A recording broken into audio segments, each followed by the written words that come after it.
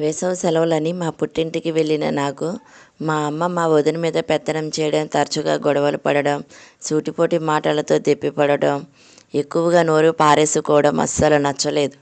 వదిన చాలా మంచిది, మెతక మనిషి. పెద్దలంటే గౌరవం ఉండటం వల్ల అమ్మ మాటకు ఎదురు చెప్పదు. దాన్ని అలసుగా తీసుకుని అమ్మ మరీ రెచ్చిపోతుంది. నేను వచ్చాక మరీను ఎంత మాట అంటే అంత మాట అంటుంది. కానీ వదిన తిరిగి ఏమనదు కానీ చాటుగా ఏడుస్తుంది. పోనీ అన్నయ్యకు చెప్దామంటే వాడికి అమ్మంటే చాలా ఇష్టం. అందుకే వాడు అమ్మని ఏమీ అనడు. ఇంతకు అమ్మ బాధ ఏంటంటే అన్నయ్య వదినని ప్రేమించి పెళ్లి చేసుకున్నాడు. వాళ్ళ ఇంట్లో వాళ్ళు ఒప్పుకోకపోతే రిజిస్టర్ మ్యారేజ్ చేసుకున్నాడు. ఆ తరువాత వాళ్ళు ఒప్పుకుని బాబు పుట్టాక వదినని కలిసి వాళ్ళ స్తోమతకు మించి కట్న కానుకలు ఇచ్చారు. అయినా ఒకగానొక కొడుకు, పెళ్లి వైభవంగా చేయలేకపోయామే అని ఒక బాధ, ఇంకా కట్న కానుకలు వస్తాయని దురాశ, అదంతా వదిన మీద చూపిస్తుంది. పాపం వదిన ఎన్ని మాటలన్నా పడుతుంది. ఇంట్లో పనంతా తనే చేస్తుంది. అమ్మ ఇక్కడ పొల్ల తీసి అక్కడ వేయదు. రోజుకు 1000 సార్లు పిలుస్తుంది. దేవి అది తీసుకురా, దేవి ఇది తీసుకురా, దేవి అది అక్కడ పెట్టు, ఇది ఇక్కడ పెట్టు అని ప్రాణం తీసేస్తుంది. తిన్నా ఊరుకోదు, పడుకున్నా కూర్చున్న దొరసాని తీరిగ్గా కూర్చుంది. ఇంట్లో పనులు ఎవరు చేస్తారు అని అరుస్తుంది. నిజానికి వంట పని, ఇంటి పని అన్నయ్యని ఆఫీస్కి పంపడం, వాడైతే మరీను అన్నీ అమర్చి పెట్టాలి. మంచినీళ్ళు కూడా తీసుకొని తాగడు, ప్రతిదీ అందించాలి. వాడు ఆఫీస్కి వెళ్ళేదాకా ఆమెకు నరకమే. లేచిన దగ్గర నుంచి ఎంత పని చేస్తుంది. వాడికి లంచ్ కూడా రెడీ చేస్తుంది, వేడి నీళ్ళు పెడుతుంది. టిఫిన్ తినడానికి వచ్చి ఇది ఎందుకు వండావు, అది వండొచ్చుగా, ఈ కూర ఎందుకు, ఆ కూర వండొచ్చుగా, చట్నీ ఇలా ఉంది, కొబ్బరి వేయొచ్చుగా అంటూ ఎంతో విసిగిస్తాడు. వాడు వెళ్ళాక కాస్త ఊపిరి పీల్చుకొనివ్వకుండా అమ్మ తగులుకుంటుంది. ప్రేమించానని వెంటబడి వేధించి చివరికి ఆమెను పని మనిషిని చేశాడు. బుద్ధి ఉండొద్దా? నన్ను నమ్మి ఇష్టపడి వచ్చింది. నేనే వెంటబడి ప్రేమించి పెళ్లి చేసుకున్నాను. నా భార్యను మంచిగా చూసుకోవాలని ఉండొద్దా? అమ్మని మాట్లాడుతుంటే చెవిటి పాములాగా ఒలకడు పలకడు. ఇంకా అమ్మకు వంత పాడతాడు. ఆమె గురించి ఇంకా చాడీలు చెప్పి మండుతున్న నిప్పు మీద నెయ్యి పోస్తాడు. నాకు అసలు అర్థం కాదు. నిజంగా వాడు దేవుని ప్రేమించాడా, ఏమైనా పగ సాధించడానికి చేసుకున్నాడా అనిపిస్తుంది. ఎప్పుడు సరదాగా ప్రేమగా మాట్లాడినట్టు ఉండడు. వాడి వల్ల అమ్మ మరీ రెచ్చిపోయి అనరాని మాట్లాడుతుంది. అయినా దేవి ఏం చేస్తుంది? భర్తే ఆమెకు సరైన గౌరవం, విలువ, ప్రేమ చూపినప్పుడు ప్రతి కోడలు ఇలా అందరికీ అలసి అవుతుంది. నేను వెళ్ళేలోపు ఈ పరిస్థితి మార్చాలనుకున్నా. ముందు మా అమ్మని ఆపాలి, లేకపోతే రోజు రోజుకి ఇలా రెచ్చిపోయి దేవి కాపురం తీస్తుంది. లేదా వీళ్లతో పడలేక మనసు బాధ పెట్టుకుని దేవిని కొంతకాలానికి అన్నని వదిలి వెళ్ళిపోతుంది. అంతవరకు రానియకూడదని నిశ్చయించుకుని దేవికి పనిలో సాయం చేస్తూ సాధ్యమైనంత వరకు ఆమెకు విశ్రాంతినిస్తూ సరదాగా జోకులు వేస్తూ ఉంటే ఎంతో సంతోషంగా ఉంటుంది. సహజంగానే దేవి చాలా అందంగా ఉంటుంది. కానీ పనిలో పడి ఇంటి కోడలిగా కాకుండా పని మనిషి కన్నా హీనంగా తయారైంది. నేను వచ్చాక కాస్త మొహంలో కళ కనిపిస్తుంది. అమ్మ దీనికి కూడా తెగ బాధపడిపోతుంది. ఒకరోజు ఏదో విషయానికి గొడవ మొదలెట్టింది. అమ్మ ఎన్ని తిట్టినా వదిన ఏమీ మాట్లాడడం లేదు. నేను కల్పించుకుని, అమ్మ ఎందుకు అలా నోరు పారేసుకుంటావు? ఇంటి కోడలన్న ఇంగితం లేకుండా రాను రాను నువ్వు చెడ్డదానిలా తయారవుతున్నావు. మా గంగమ్మ అత్తలా ఆమె లాంటి కోడలైతేనా నువ్వు ఏమైపోయేదానువో అన్నాను. ఏమే, గంగమ్మ కోడలైతే ఏం చేస్తుంది? కొడుతుందా, చంపుతుందా అంది గొడవ ఆపి. కొట్టడం చంపడం కాదమ్మా, మాటలతోనే నరికేస్తుంది తెలుసా. ఆమె వల్ల మా అత్తయ్య నన్ను బాగా చూసుకుంటుంది. గంగమ్మ కోడలు చాలా గడుసుది, మంచి తెలివిగలది, అలాగే మంచిది కూడా. గంగమ్మే ఎప్పుడు నీకులాగా ప్రతిరోజు ఆమెను మాటలతో వేధిస్తుంది. కొంతకాలం ఆమె కోడలు పట్టించుకునేది కాదు, కానీ ఆమె మౌనంగా ఉండటం వల్ల ఆమె మంచితనం చేతగానితనంగా తీసుకుని ఆమె భర్తకి చాడీలు చెప్తూ ఇద్దరు కలిసి ఆమెను తిడుతున్నారు. చూసి చూసి ఆమె కోడలు కూడా గొడవ పడడం ప్రారంభించింది. అమ్మ వాళ్ళ మాటలు వింటుంటే భలే ఉంటాయి. మాటకు మాట, తోటకు తోట టపటపా మాట్లాడేస్తుంది. గొడవ ఎక్కడ మొదలయ్యి ఎక్కడ అంతమవుతుందో అర్థం కాదు. విన్నోళ్ళకి విన్నంత, చూసిన వాళ్ళకి చూసినంత వినోదం. ఆ వీధిలోనే అత్తలంతా కోడలను తిడతారు. చిన్న పెద్ద లేదు, ఎంత మాట పడితే అంత మాట అంటుంది అని. కోడళ్ళంతా బాగా మాట్లాడిందని వాళ్ళే వాళ్ళ అత్తను తిట్టినట్టు ఫీల్ అయిపోయి చాలా పొగుడతారు. వాళ్ళ పోట్లాట వింటే మాకైతే ప్రతిరోజు పండగే. అంతలో ఏమంటుందే అందమ్మ. ఏమనడం ఏంటమ్మా, అత్త ఒక మాట అంటే కోడలు 10 మాటలు అంటది. గంగమ్మ ఎప్పుడైనా వాళ్ళు లేని వాళ్ళని గతి లేని దాన్ని చేసుకున్నానని అందనుకో, అవును నేను గతి లేని దాన్ని, నువ్వే నా చిన్నప్పటి నుంచి రోజు బియ్యాలు కూరలో మాసాలు పంపించి నన్ను చదివించి పెద్ద చేసి నీ కొడుకు ఇచ్చావు. మా నాన్నకి గతి లేక నీ ఇంటికి వచ్చి నువ్వు ఇచ్చే బియ్యం ఉప్పు కారం తెచ్చి నన్ను పోషించాడు అంట. అత్తచ్చి నీ నోట్లో నోరేయకూడదు అంటే, అవును నేనే నా నోట్లో నోరేయి అని నీకు డబ్బులు ఇచ్చానా, పని పాట లేకుండా నాతో మాట్లాడతావు అని తిడుతుంది. అసలు నీ నోట్లో నోరేసే కంటే ఆ డ్రైనేజీలో తల పెట్టడం నయం అందనుకో, తల కాకపోతే మొత్తం మునుగు, నేనేమైనా నిన్ను పట్టుకున్నానా అంటుంది. ఇలా ఎన్ని మాటలో నాకైతే ఆశ్చర్యం వేస్తుందమ్మా, ఇలా కూడా మాట్లాడతారా అని.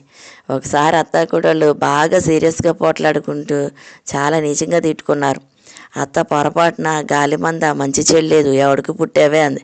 గాలిమందమ్మా, ఏ గాలికి తిరగడం చూసావే నువ్వేనా పక్కలేసి మంచాల కింద పడుకుంది, నన్నే అంత మాట అంటావా అని చీపురు తీసుకుని కొట్టిందమ్మా. అయినా గంగమ్మ అత్త మారదు, ఎప్పుడు గొడవే. ఎందుకే అంత పగరు, నీ అమ్మమ్మ గుడిసొమ్మ ఏమన్నా తెచ్చావా అంది ఒకసారి. నీకు నీ అమ్మమ్మ గుడి సొమ్ము, నీ అత్తమ్మ గుడి సొమ్ము, నీ మొగుడి సొమ్ము సాలడం లేదా, మా అమ్మమ్మ గుడి సొమ్ము కావాలా, వెళ్ళి అడుగు ఇస్తాడు అంటుంది. లేబర్ దానివి అంటే, అవునమ్మా నేనే లేబర్ దాన్ని, రోజు కూలీనాలు చేసుకొచ్చి నిన్ను నీ కొడుకుని పోషిస్తున్నా, నువ్వేమో మహారాణివి రాజ్యాలు వెళ్తావు అంది. కోడలు ఎక్కడో ఉద్యోగం చేస్తుంది.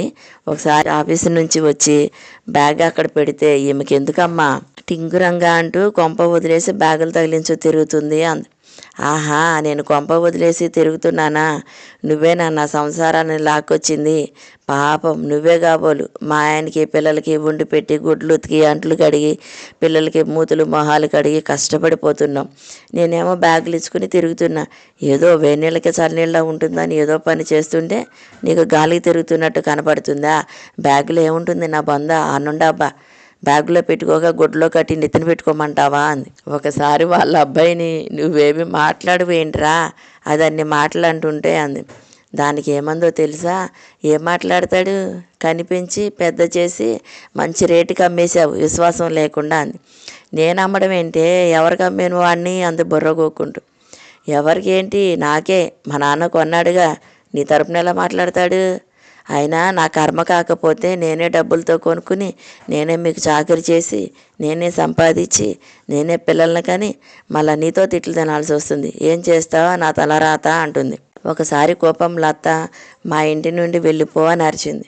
దానికి ఆమె ఏమందో తెలుసా, వెళ్ళిపో అనగానే వెళ్ళిపోవడానికి నేనేమైనా లేచిపోయి వచ్చానా, రెంట్కి వచ్చానా, నువ్వే మా ఇంటికి వచ్చి మా నాన్నతో బేరం కుదుర్చుకుని పెళ్ళి చేసి బ్యాండ్ మేళంతో తీసుకొచ్చావు, నువ్వే తీసుకువెళ్ళి ఎందుకు వదిలేసావో నేనేం చేశానో మా వాళ్ళకి చెప్పి ఇంటి దగ్గర దింపురా, రేపు అందరూ వచ్చి కాపురం పోగొట్టుకుని వచ్చింది ఏం జరిగింది అని నానా ప్రశ్నలు వేస్తారు, వాళ్ళకి ఎవరు సమాధానం చెప్తారు అందమ్మా. మరోసారి ఒరే దీంతో పడలేకపోతున్నాను రా, దీన్ని వదిలేరా అంది. దానికి ఏమందో తెలుసా, వదిలేయి, మంచిగా నీ పొలంలో సగం ఇంట్లో సగం నీ జీతంలో సగం ఇద్దు కానీ ఇప్పుడైతే ₹1 కూడా ఇవ్వవు, అప్పుడు కానీ మీ దరిద్రం అంతా వదులుతుంది అంది. ఇలా వీళ్ళ గొడవతో మామూలుగా ఉండదు.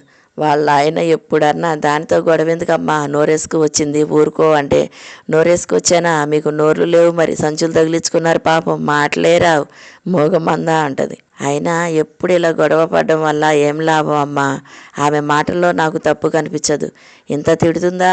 ఒక్కోసారి కోపం మరీ ఎక్కువయ్యి వాళ్ళ అత్తని ఇదిగో ఎక్కువగా మాట్లాడావో మర్యాదగా ఉండదు అంటే, ఏమే కొడతావా, కొట్టు కొట్టు అంటదు. దానికేమంటదో తెలుసా, కొడతా, నాకు పని పాట ఏమి లేదు, నిన్ను కొట్టుకుంటూ కూర్చుంటా, అయినా కొట్టించుకోవడానికి నీకు సిగ్గులేదేమో, ఇంత వయసు వచ్చిన దాన్ని కొట్టడానికి నాకు బుద్ధి లేదనుకుంటున్నావా, అయినా ఎన్నిసార్లు కొట్టాలి, ఒకసారి కొడితే చాలదా, మనిషికో మాట గొడ్డుకో దెబ్బ అంటుంది. నేను గొడ్డునా అంటే, ఏమో నువ్వు గొడ్డువో పందువో కుక్కవో నాకెందుకు, నాకు పని పాట లేదా నీతో వాక్కుండా కూర్చోడానికి అని అక్కడి నుంచి వెళ్ళిపోతుంది. అమ్మ ఇలా ఇంటికి వచ్చిన కోడల్ని వేధిస్తుంటే రేపు నీ ఆరోగ్యం పాడయ్యి మంచాన పడితే నిన్ను చూడాల్సింది వదినేగా, ఇంటికి వచ్చిన కోడల్ని వేధిస్తుంటే ఇంకా వదిన ఎంత మంచిదమ్మా, గంగమ్మ కోడలిలా మాట్లాడితే అత్తకు తగ్గ కోడలు గంతకు తగ్గ బొంత అని అందరూ అనేవారుగా. అమ్మ, కోడల్ని పరాయి దానిలా చూడకు. ఇప్పుడు నీకు ఆరోగ్యం బాగుంది, ఓపిక ఉంది కదా అని నోరు పారేసుకుంటే రేపు నువ్వు మంచాన పడితే ఎవరు చూస్తారు? అని నీకు వండి పెడతాడా? అన్నం తినిపిస్తాడా? నీ బట్టలు మార్చగలడా వాడు? నువ్వు చనిపోయాక నీకు కర్మకాండాలు చేసి నీకు పిండాలు ఎవరు వండి పెడతారే? ఎందుకలా ఎప్పుడు ఆవిడని తిట్టి వేధించుకు తింటావు? అయినా నువ్వు వదినను మంచిగా చూసుకుంటేనే కదా నేను ఎప్పుడైనా పుట్టింటిని వస్తే నన్ను ఆదరిస్తుంది, ఇంటికి రానిస్తుంది. నేను ఎక్కడో ఉంటాను, ఎప్పుడో ఒకసారి వస్తాను. నన్ను వదినలో చూసుకో, అంతా బాగుంటుంది. అంత ద్వేషం పెంచుకోకమ్మా. ఆమె మన ఇంటి పేరు నిలబెడుతుంది, నీకు వారసుల్ని ఇస్తుంది. ఇక్కడికి వచ్చి నీకోసం అన్నయ్య కోసం కష్టపడుతుంది. ఇకనైనా మారు. మా అత్తయ్య చూడు నేనంటే ఎంత ప్రేమగా ఉంటుందో. పొద్దున్నే లేచి నాకు ఎంతో సహాయం చేస్తుంది. పిల్లల్ని కూడా స్కూల్కి రెడీ చేస్తుంది, కూరలు కోసిస్తుంది. నేను పని చేసుకుంటే పిల్లల దగ్గర కూర్చుని హోంవర్కులు చేయిస్తుంది. ఎప్పుడైనా ఆరోగ్యం బాగుండక నేను లేవకపోతే పనంతా చేసి నాకు కూడా టిఫిన్ భోజనం పెడుతుంది. అప్పుడప్పుడు ఇద్దరం కలిసి పాత సినిమాలు వస్తే చూస్తాం, కబుర్లు చెప్పుకుంటాం. ఫంక్షన్లకు వెళ్తే ఆమె నగలు కూడా ఇచ్చి ఇది పెట్టుకో బాగుంటుంది, ఈ చీర కట్టుకోవే అందంగా ఉంటావు అంటుంది. అంతేనా, పూలు కోసుకొచ్చి మాల కట్టి పూలు పెట్టుకో జడేసుకోవే ఇంకా అందంగా ఉంటావు అంటది. ఎప్పుడైనా బయటికి వెళ్ళి లేటుగా వస్తే సాయంత్రం పనంతా చేసి మా కోసం చూస్తూ ఉంటుంది. వాళ్ళ అబ్బాయి అలసిపోయి వస్తే నేను పనిలో ఉండి ఎప్పుడైనా పట్టించుకోలేదనుకో మంచినీళ్ళు ఇచ్చి కాఫీ ఇస్తుంది. అంతేగాని ఎక్కడున్నావే అని నన్ను పిలవదు. అప్పుడప్పుడు కొడుకుతో అలా కోడల్ని పిల్లల్ని బయటకు తీసుకెళ్ళరా, ఎప్పుడు ఇంట్లోనే ఉంటే బోరుగా ఉంటుంది అని వాళ్ళ అబ్బాయికి చెప్తుంది. వాళ్ళ పిల్లలు కూడా మా అత్తయ్యతో నీ కోడలంటేనే ఎక్కువ ఇష్టం అని అంటారు. ఏమంటుందో తెలుసా? అమ్మా, అవును, అది నా కొడుకు కోసం వాళ్ళందరినీ అమ్మా నాన్నని వదిలేసి వచ్చి నాకు సేవలు చేస్తూ నా కుటుంబాన్ని కాపాడుతుంది. నేను కాకపోతే ఎవరు ఇష్టపడతారు? మీరు మీ అత్తలను జాగ్రత్తగా చూసుకోండి అంటది. వదినతో నీ ప్రవర్తన మంచిగా లేదు, ఒక్కసారి సరిచూసుకో అమ్మా. ఇంతకంటే నేను ఏమి చెప్పలేను. నానమ్మ కూడా నిన్ను ఇలాగే తిట్టేది కదా, నువ్వెందుకు ఇప్పుడు వదినని తిడతావు? అప్పుడు నువ్వెంత బాధపడేదానివి. ఇప్పుడు వదిన కూడా చాలా బాధపడుతుంది. ఏ ఇంట్లో అయితే కోడలు ఆరోగ్యంగా సంతోషంగా ఉంటుందో ఆ కుటుంబాలు ఎంతో వృద్ధిలోకి వస్తాయి. ఎలాంటి గొడవలు ఉండకుండా హాయిగా ఉండొచ్చు. అత్త ఓ ఇంటి కోడలే, కోడలైనా రేపటి అత్తే. అందుకే ఇకనైనా వదినను మంచిగా చూసుకో. ప్రతి విషయానికి వాళ్ళ మధ్య జోక్యం చేసుకుని వాళ్ళలో వాళ్ళకు తగాదాలు పెట్టకు. నువ్వు ఎలా పెళ్లి చేసుకుని మమ్మల్ని కని పెంచి పెద్ద చేసి పెళ్ళిళ్ళు చేసావో అవి అన్నీ వదిన కూడా చేయాలి కదా. ఆమె పిల్లల్ని పెంచుకోవాలి, వాళ్ళని పెద్ద చేయాలి, వాళ్ళ పెళ్ళిళ్ళు చేసుకోవాలి. ఆమె సంసారం ఆమెను చేసుకొని అమ్మ. ఇకనైనా మారి నువ్వు మంచి అత్త బాబు, అంతకంటే నాకు కావాల్సింది ఏముంటుంది?